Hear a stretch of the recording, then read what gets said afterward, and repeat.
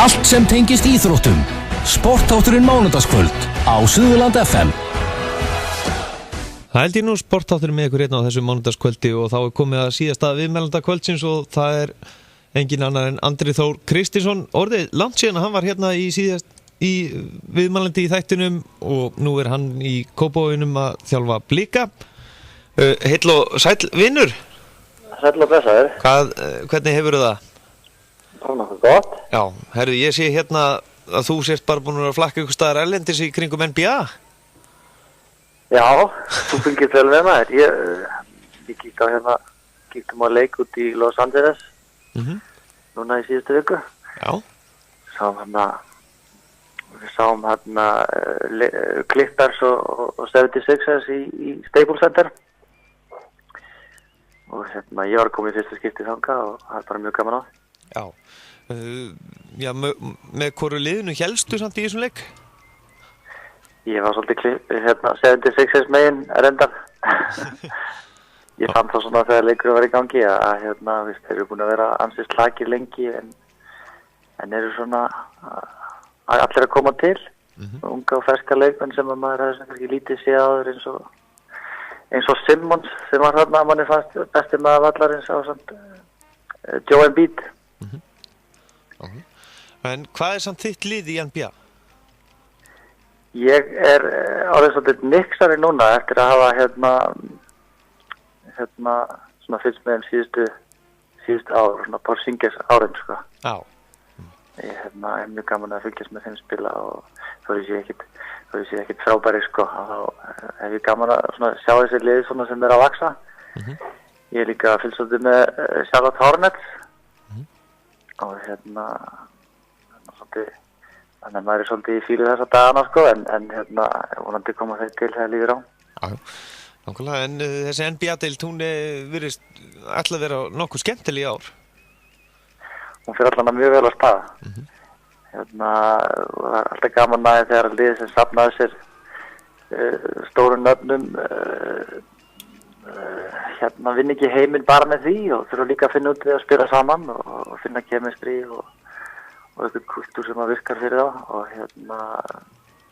þessi lið sem að eru kannski bestu leikmenn eru kannski ekki alveg að ná besta árangurnum eins og eins og Oklahoma City Thunder með sína stjörnur og svo Cleveland auðvitað þó þessi eitthvað glíma við meiðsli að þá eru þetta með frábæra leikmenn en byrjuði allan mjög erfiðlega en svolítið rétt á kúrnu núna. En þú myndist að þú heldur mitt upp á svolítið lið sem eru uppbyggingu. Talandi mikla uppbyggingu. Það í Kópavoginum. Bæði kalla á kvennamegin. Já, það bara gengur vel í Blikum og kannski það sem að er svona grunnurinn að því eru bara sterkir yngri flokkar sem eru og svolítið svona öflugt starf þar sem að skila upp góðum leikmönnum. Meistaraflokkarnir eru svo líka bara á góðu róli og kannski þeir aðeins meira fyrir klúbnum. Já.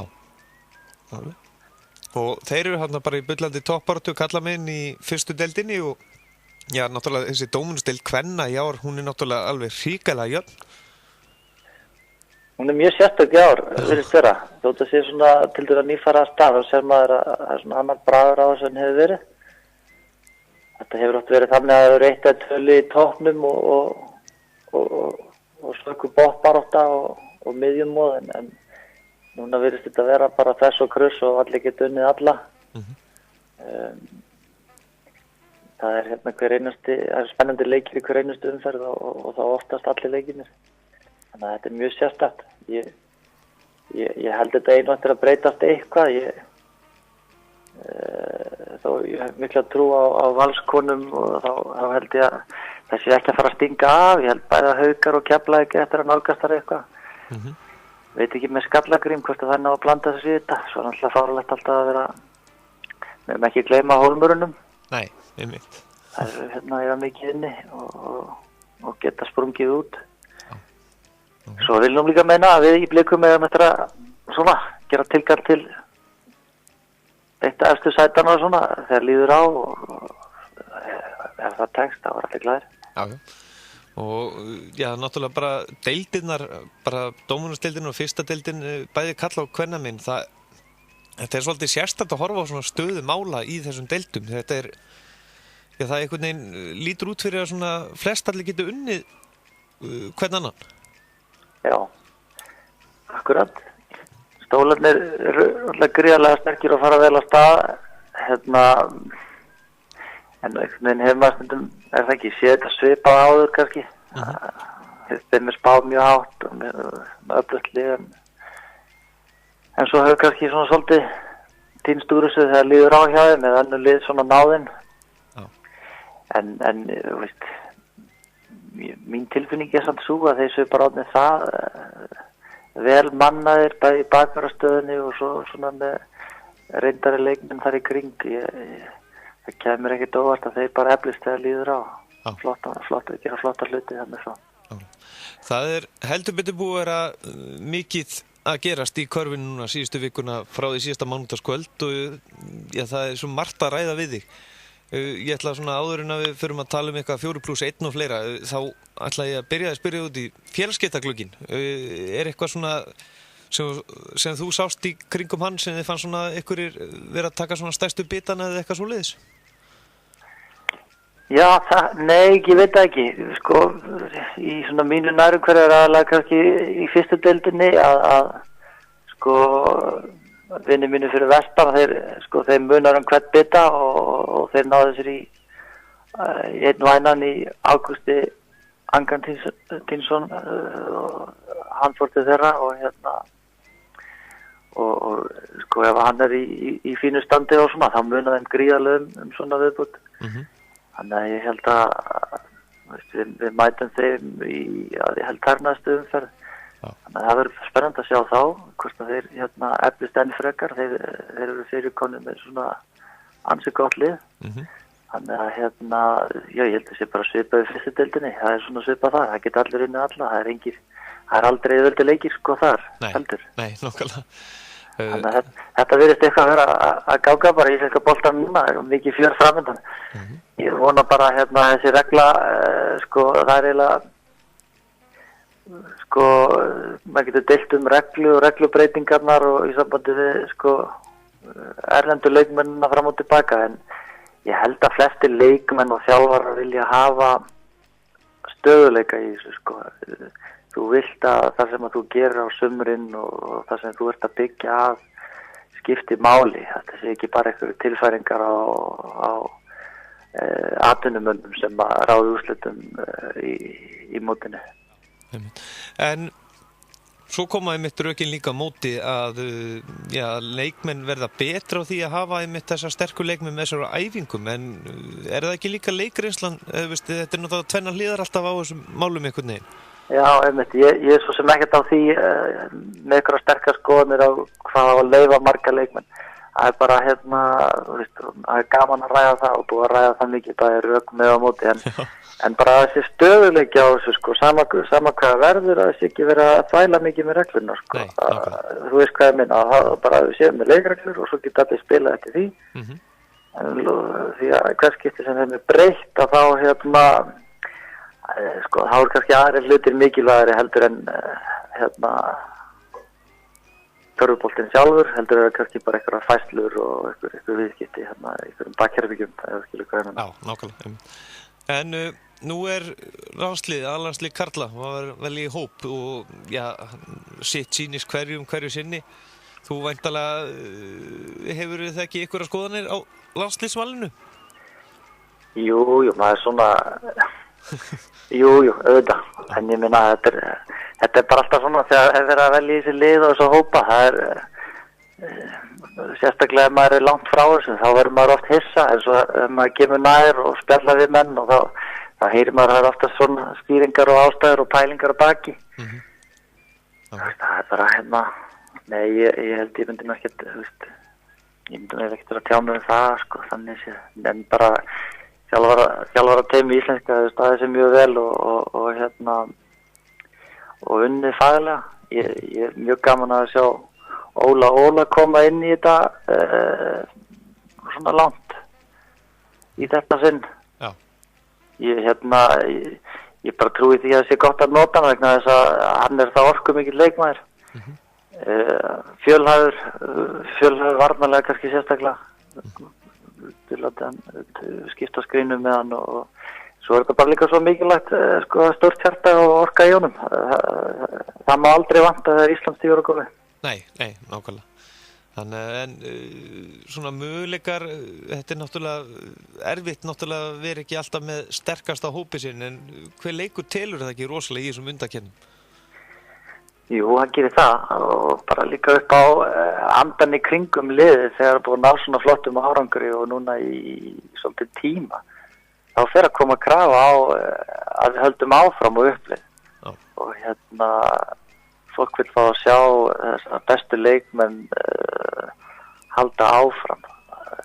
Kyrrstaða aldrei góð, en hægt upp á við, það gleður og þá held ég að þetta, við nælum bara í þó sé ekki nema nokkra leiki þar sem við erum samkeppnishæf og löndum sigri svo í lokakeppni, þá allir hæst ánægðir og glaðir. Já, nákvæmlega. En það náttúrulega verður erfið leið þegar ekki alltaf hægt að kalla til allra á hverju sinni. Já, það náttúrulega þannig og það einhverju sem að verða nálgast, eru fara að nálgast svona endastöðu í þessu en maður þakkláttur fyrir hvert ár sem þessi menn eru með, þeir eru að gefa rosalega mikið af sér og fórna miklu fyrir þetta og gefa sig í þetta hálfmittir, þeir eru þá kannski það þýðir þá kannski að vera í ströggli allt næsta sísón eins og við kannski sjá með Jón Arnór og fleiri sem að tóku vel á þeim með landsliðinu í sumar en eru svo kannski úr leik hálft tímabilið eða meira. En þú þekkir náttúrulega velja í svona landslið, þú ert náttúrulega búin að vera þjálfað í kringum. Þetta alltaf rosalega erfitt eða ekki að velja í loka hóp hverju sinni? Jú, ég meina og í rauninni sama hvað maður að gera og velja í byrjunarlið eða 12 manna hóp. Maður ofta að velja milli leikmanna sem eru bara eins að getu og þú ert kannski að segja við leikmann sem jafn góður og nokkri byrjunarliðsmenn að hann verði á bekknum og verði kannski á bekknum í vetur og þarf það kannski að horfa upp á leikmannin svona káðna svolítið niður jáfnvel á bekknum ef hann ekki í feeling þar það aldrei, þetta er svolítið svona mikilvægar ákvarðanir en þá líka mikilvægt að eiga samskipti við þetta fólk og að útskýra stöðuna vel og að menn komið þá af bekknum og klárir á sínu hlutverki og áttu sig að það kannski ekki síður mikilvægt að koma öflugur inn á bekknum eða bara til að skila sínu hlutverki að jafnmiklum krafti og menn mögulega geta. Þetta náttúrulega, eins og við erum búin að koma, þetta flókin staða en svo náttúrulega eins og að eiga allt í núna 2 stóra miðjur að Raggi Nat náttúrulega reynda að spila núna á Íslandi. Svo Tryggvi Snær Hlínarsson, hann ekki fyrir leiknum en það verið að vinna í því að nái núna seinni leiknum sem verður á mánudaginn. Þetta erfitt eða ekki að kalla svona, þetta náttúrulega sínu tíma þegar við verðum að velja landslið. Þá var þetta bara leikmenn í íslensku félögum og auðvelt að kalla á til. Þetta flækir þetta svolítið, þetta virkilega jákvætt, hvað segir maður, jákvætt vandamál að það þurfa að vera að glíma við Valencia að fá leikmann frá þeim fyrir landsliði, það bara, þetta sé bara í rauninni jákvætt staða, ég trúi ekki öðru, mér skilst að sé ekki alltaf á leikskýrslu hjá þeim og í 12 manna hópi, þannig að ég trúi ekki öðru en að þeir styrki sinn mann með því að gefa honum mínútum í íslenska landsliðinu og lána því það verkefni. En Tryggvi það nýlega byrjar í körfu að það bara horfa til framtíðar með hann og ég held að þessi eflaust að því að reyna að draga með í verkefni núna upp á næstu ár frekar en kannski núna einn leik og úrslit í einu leik. Þetta náttúrulega skrítið að horfa á einmitt eins og hópinn sem núna sem við munum spila með á föstudaginn það er nefnilega, stærsti leikmaðurinn, það er Hlynur Bæriksson og hann er, aðeins 2 metrar. sem er talið náttúrulega lítið á alþjóðavísu í körfuboltanum. Þetta er bara hátísku lið, það er allir í smólból núna, við bara smeltpössum í það, þó að sé ekki að vilja gert hér í íslenska landsliði. Að þá, ég meina, það er mikilvægast að þú sér með leikmenn sem hafa mikla getu og reynslu kunnáttu og séu fjölhæfir, þá kannski getur valið aðra taktík og komist fyrir það að liðin séu endalaust að takast að notfæra sér þessa veikleika hjá okkur. Ég meina, það hafa þessi þjálfarar undanfarið virkilega gert og ég vona að þeir sýna okkur enn einu sinni einhverja snild í sinni taktík. Herðu, en í lokinu sleppir, nú er alltaf sama umræðan mitt, við förum aftur aðeins í útlendingaregluna og hefur þú heyrt svona innan þjálfararhreyfingun og fleira, maður heyrir ofta að ungi leikmenn, þeir eru orðnir frekir þó hvort sem það kemur á fyrstu deildinu og fleira, að þeir vilja bara fá borga fyrir að spila körfubolta eftir að þessi útlendingaregla datt út og fleira. Hefur eitthvað heyrt það? Já, ég meina það er bara þannig ef menn geta eitthvað og eru segir og þá ég meina þá er ekki kannski endilega leikmenni séu endilega mest að biðja eða heimt ykkur á hluti, það er að bera á pening og þá taka menn það inn í jöfnuna þegar menn er ákveða sig hver er að spila skiljanlega fólk í skóla og önnum kafi fólk munar hverja krónu og sérstaklega þeir sem eru metnaðarfullir og vilja geta eftir kannski 2-3 á dag en ég er svo sem ekkert áhyggjur að ef að peningar til íslenskara leikmanna í neðri deildunum minnka eða þó sé eftir deild ég held að sé tækifæri fyrir þess að stráka þó menn færist aðeins til. Hitt er annar mál ef að deildin fyllist af hvað maður að segja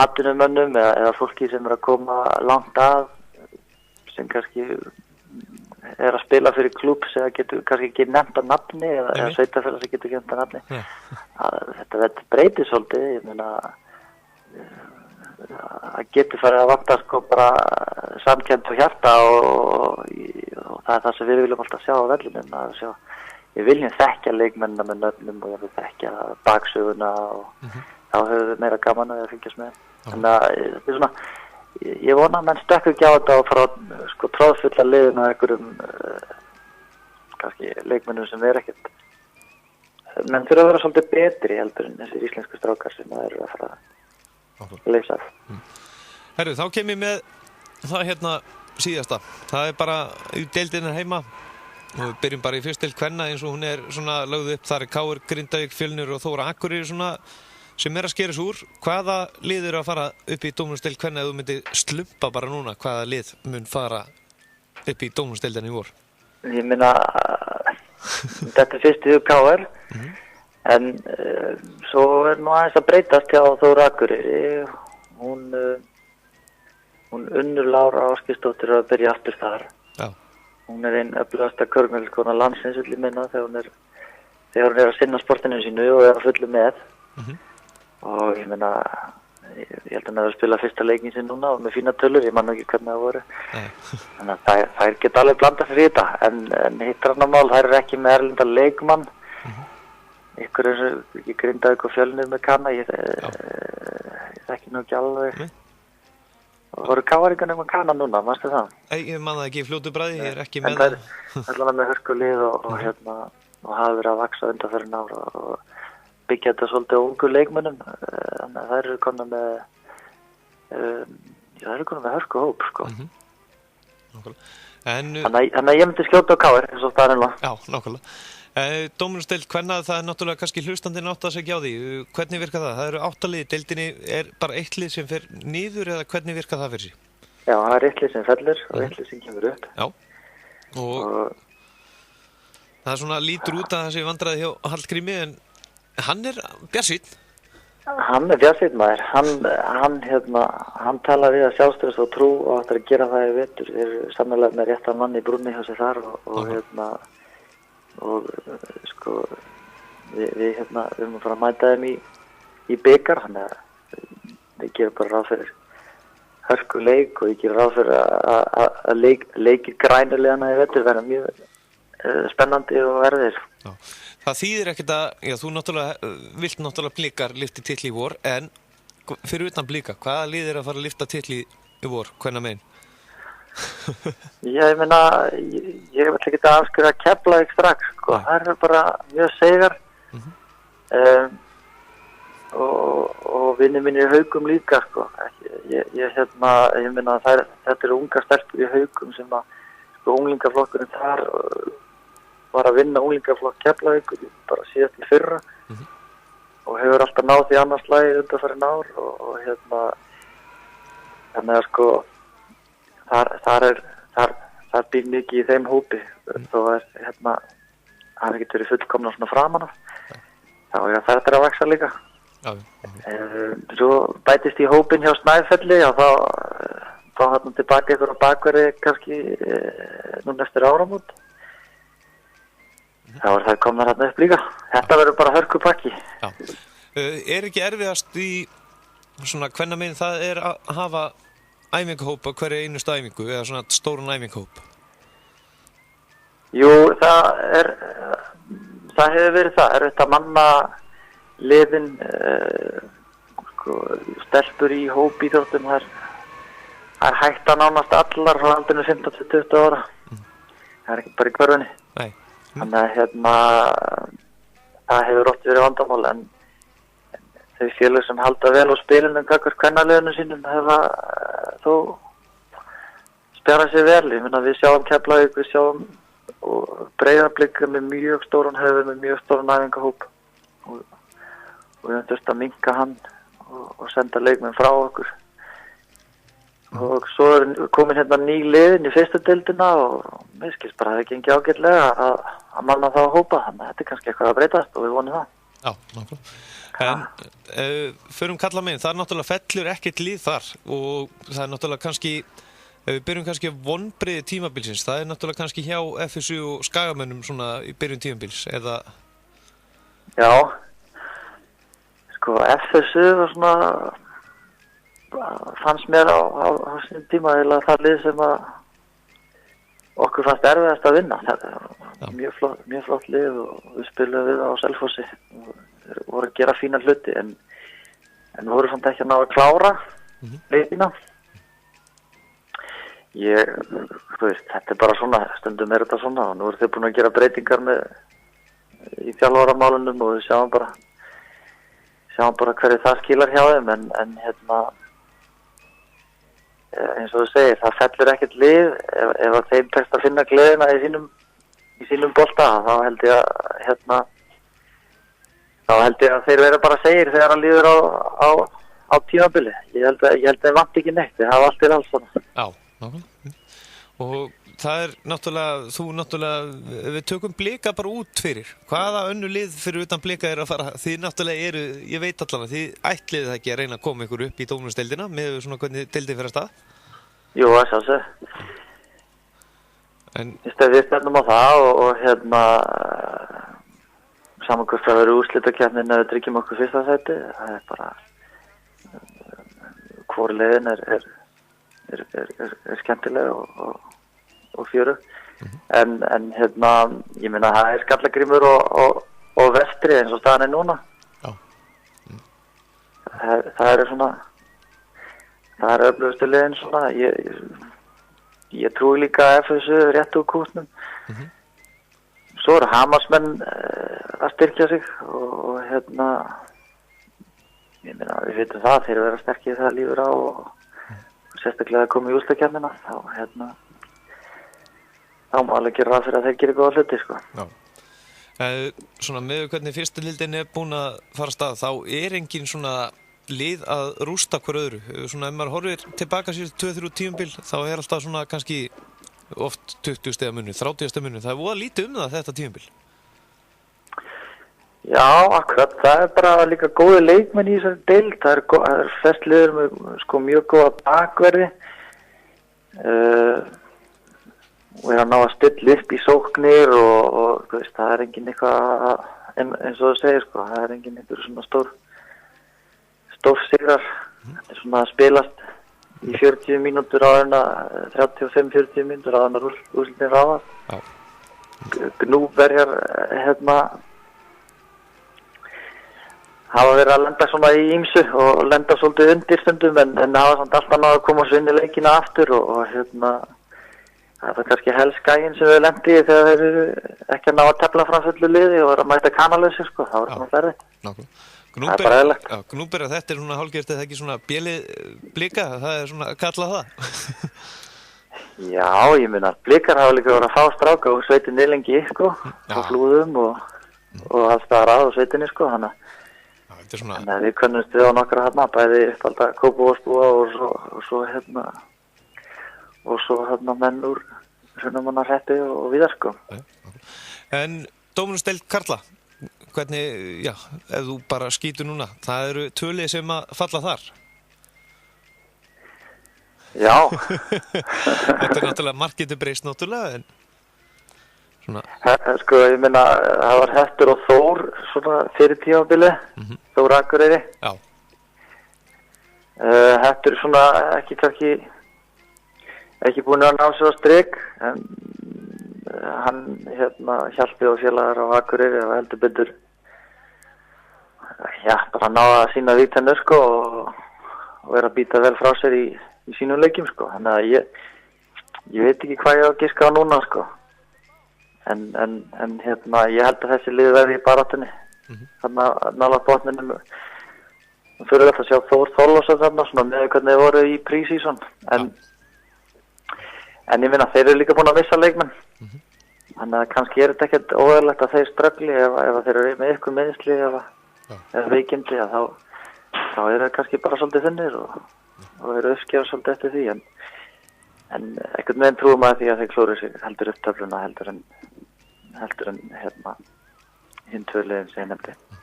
Ég er svona gísk á það þegar þú spáir Íslandsmeistaratitli í voru ef allir eru heilir hjá KR þá eru verið þær kannski væntanlega Íslandsmeistarar en það eru fleiri lið fyrir utan KR. Ég er að vonast til þess að þú segir eitthvað annað en KR núna. Ég get alveg gert það, ég skal bara skjóta á Grindavík. Já, þú ætlar að skjóta á Grindavík, já. Sem að sitja í 8. sætinu í dag. Já, það er ekki alveg hvað menn eru núna en þeir eru alltaf erfið þegar þeir komið út í do or die leikina og þeir bara það liði spila með hjarta, það er ekkert að flækja hlutina. Nei. Það er alltaf svolítið erfið lið að eiga við sko og þannig að ég ætla bara að skjóta á þá. Ég halda sig heilum og ég veit ekki hvort þeir eftir að breyta ykkur hjá sér sko en ég held að finna út úr þessu og náðu bara að vera með hörku lið þarna þegar kemur að play-offs. Styrkja sig undir körfunni, það telur kannski mest að koma í play-offs. Þannig að ég eitthvað tilfinningu fyrir Grindavík. Stólarnir eru þarna, öflugastur eins og staðan er núna. Og káringar, auðvitað er þetta veða gegn þeim En ef það er ykkur sem challengear að KR eða í úrslitakeppninni, þá er það Grindavík sem sagt. Þínum mati. Já, ég ætla að skjóta það. Já, nákvæmlega. Andri Rók Kristjánsson, þakka kærlega fyrir að gefa okkur tíma. Ég get talað við því alla nótt, það er alveg bókamál. Bara gangi ykkur vel og þið náttúrulega væntanlega farið í Dóminusdeildina, það er ekki að spyrja því. Ekki spurning, verðum við tölið á næstari. Já, en er mikið yngri flokka leikmennum hjá okkur núna í blikum? Er körfuboltinn í sókn eða ekki? Já, bara það er búið að vera að fjölga hægt og rólega í mörgar núna í Kópavogi í körfunni. Mesta fjölgunni var nú lengi en ég veit nú ekki alveg hvað staðan var því núna en það eru mannsi bara nokkri stórir ágangar hjá okkur sem eru á æfingum og ég getum ekki verið ánægri bara með stöðu mála þar. Bestu þakkir og já, áfram körfuboltinn. Hvað er það, Sigurðan? Takk fyrir, blessaður. Já, bless. Já, það held ég nú, sportáttarinn verður ekki lengri að sinni. Ég þakka ykkur fyrir hlustunum í kvöld og já, njótið vikuna með okkur á Suðurland FM. Öll viðtöl úr þætti kvöldsins